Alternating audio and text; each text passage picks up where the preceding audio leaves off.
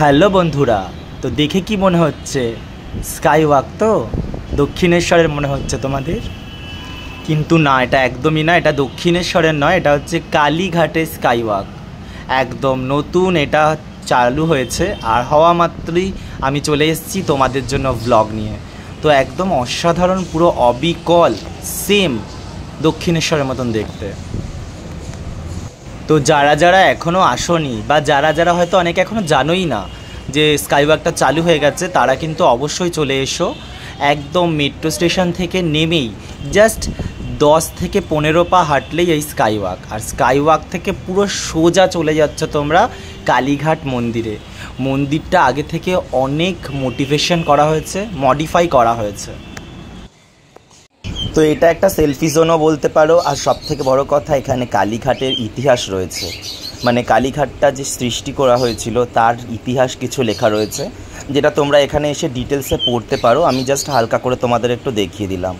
তো আগে কালীঘাটটা কীরকম ছিল তারও কিন্তু একটা চিত্র বা পটভূমি এখানে তুলে ধরা হয়েছে, সেটাও তোমরা দেখতে পাচ্ছ।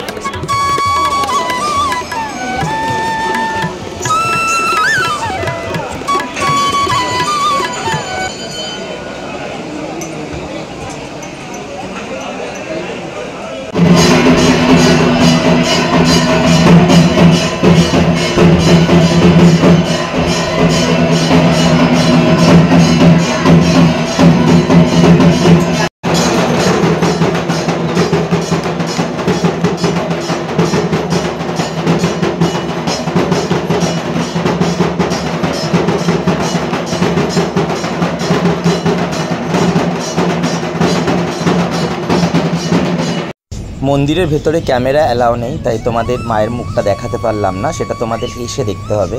তো আমাদের পুজো দেওয়া হয়ে গেছে, এবার আমরা আস্তে আস্তে বেরোচ্ছি। আর সাথে একটা রাধাকৃষ্ণের মন্দির দেখতে পেলাম, সেটাও তোমাদের দেখালাম।